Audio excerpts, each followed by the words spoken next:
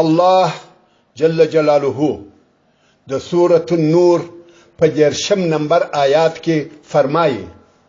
اعوذ بالله من الشیطان الرجیم قل للمؤمنین یغضوا من ابصارهم یعنی مؤمنانو ته ووایه چې سترګې پټې کړي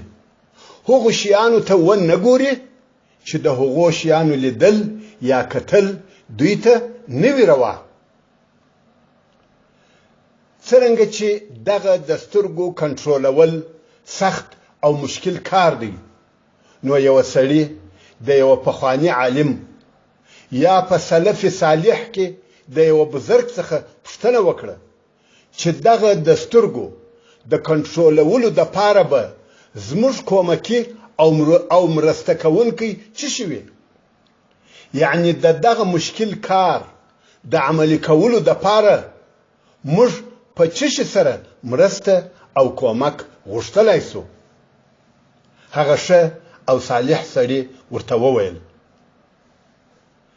دا به در معلومه وي او دا به دی یقین وي چې د مخه تر دې چې ته دغه حرامو ته ګوره دغه ستا تر کتلو د مخه الله جل جلاله تا ته ګوري او تا ویني هو والله کله چا دا یقین وي چې الله جل جلاله ما ته ګوري او ما ویني هغه څوک هیڅ کله حرامو ته نه ګوري او نه کتلای شي